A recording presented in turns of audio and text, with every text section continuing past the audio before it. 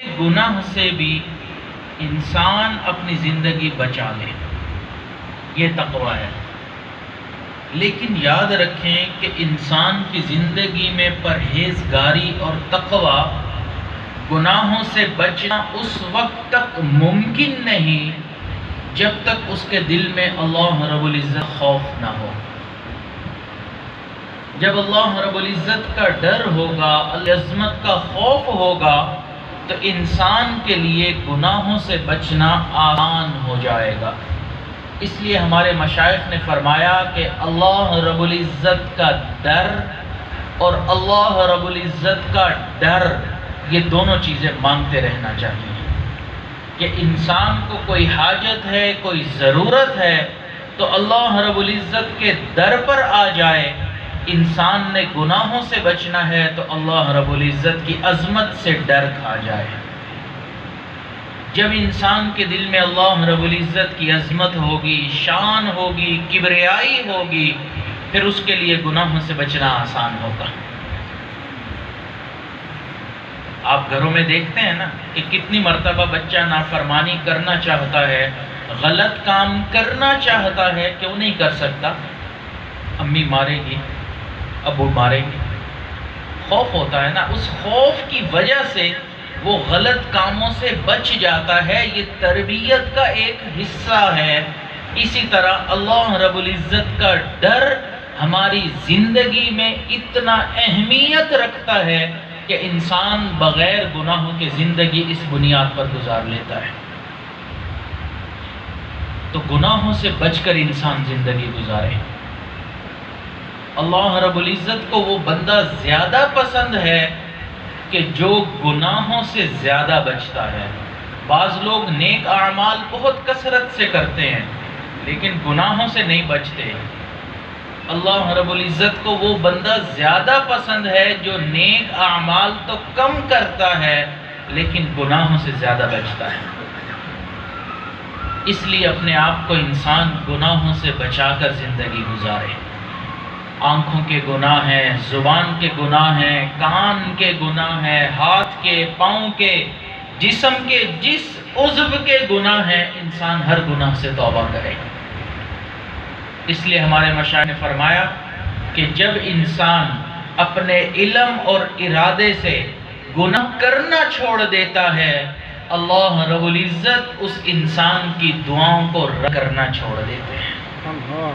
تو ہم میں سے ہر انسان مستجاب الدعوات بن سکتا ہے، ہر انسان اس مقام کو پا سکتا ہے کہ اس کی ہر دعا قبول ہو جائے، لیکن اس کے لیے شرط کیا ہے کہ شریعت کے خلاف کوئی کام نہ کرے۔ حضرت والد صاحب فرماتے ہیں کہ میں ایک بزرگ حضرت بابو جی عبداللہ رحمۃ اللہ علیہ کی صحبت میں کئی دن رہا اور میں نے اس بات کا مشاہدہ کیا کہ وہ جس کے لیے دعا کر دیتے تھے اللہ رب العزت وہ مقصد اس کا پورا کر دیا کرتے تھے۔ فرماتے ہیں ایک مرتبہ میں اپنی یونیورسٹی کے 35 طلباء کو لے کر ان کے پاس گیا کہ حضرت دعا فرما دیجئے کہ ان کو نبی علیہ السلام کی خواب میں زیارت ہو جائے۔ حضرت نے ہاتھ اٹھائے اور فرمایا کہ اللہ ان نوجوانوں کو اپنے محبوب کا دیدار عطا کر دیجئے۔ بس یہ ایک جملہ کہا، فرماتے ہیں 3 دن کے اندر 35 کے 35 طلباء نے اس بات کو کنفرم کیا کہ ہمیں نبی علیہ السلام کا دیدار ہو گیا ہے۔ سبحان اللہ۔ فرماتے ہیں کہ میں نے ان سے ایک مرتبہ پوچھا کہ حضرت اللہ نے آپ کو یہ مقام کیسے دیا کہ آپ جو دعا مانگتے ہیں اللہ قبول کرتے ہیں؟ فرماتے ہیں انہوں نے میری طرف دیکھا اور فرمانے لگے کہ میں نے اپنے آقا کی کبھی نافرمانی نہیں کی۔ سبحان اللہ۔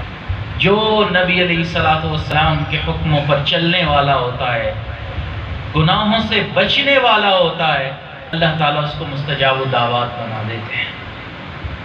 تو اس لیے انسان خود یہ محنت کرے، خود گناہوں سے بچے، پھر در در پہ جانے کی ضرورت بھی نہیں ہوگی۔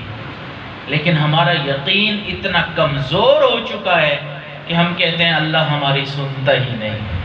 کتنا کفری عقیدہ ہے، اللہ ہر ایک کی سنتا ہے، اس کے رکاوٹ ہمارے اپنے گناہ ہوتے ہیں۔ اگر وہ رکاوٹ آپ کر دیں، دعا کی قبولیت کے اثرات اپنی آنکھوں سے آپ دیکھیں گے۔ تو اس لیے انسان اپنے آپ کو گناہوں سے بچائے، اور گناہوں سے بچنے کے لیے جو سب سے اہم چیز ہے وہ اللہ رب العزت کا خوف ہے۔ انسان اللہ کی عظمت کو پہچانے، اللہ کو جانے کہ وہ رب ذوالجلال کتنی عظمتوں والے ہیں۔ لیکن آج ہمارے دلوں میں اللہ کا خوف نہیں ہے۔ کیوں؟ کیونکہ ہم نے اللہ کو پہچانا ہی نہیں ہے۔ ہم جب گناہ کرنے لگتے ہیں، ہم ان تمام دروازوں کو بند کرتے ہیں جہاں سے کوئی نہ کوئی ہمیں دیکھ رہا ہوتا ہے۔ حتیٰ کہ اگر کوئی چھوٹا بچہ بھی ہمیں دیکھ رہا ہو، ہم گناہ کے کام سے بچ جاتے ہیں کہ چھوٹا بچہ دیکھ رہا ہے۔ لیکن ہم اس بات سے خوف نہیں کھاتے کہ انسانوں میں سے تو کوئی نہیں دیکھ رہا، رب ذوالجلال تو دیکھ رہے ہیں۔ وہ اللہ تو دیکھتا ہے، سنتا ہے، ہمارے ساتھ ہوتا ہے، لیکن ہم اللہ کو پہچان نہیں پاتے، اس وجہ سے اللہ کی نافرمانی کر جاتے ہیں۔ ایک بزرگ فرماتے ہیں اللہ تعالیٰ نے مجھے الہام فرمایا، میرے دل میں یہ بات ڈالی کہ اے میرے پیارے، میرے بندوں کو کہہ دو کہ جب یہ گناہ کرنے لگتے ہیں، ان تمام دروازوں کو بند کر دیتے ہیں، ان سے مخلوق دیکھتی ہے، اس دروازے کو بند نہیں کرتے، میں رب ذوالجلال دیکھتا ہوں۔ کیا اپنی طرف دیکھنے والوں میں سب سے کم درجے گا یہ مجھے سمجھتے ہیں؟ یہی تو مطلب ہوگا کہ جس کی اہمیت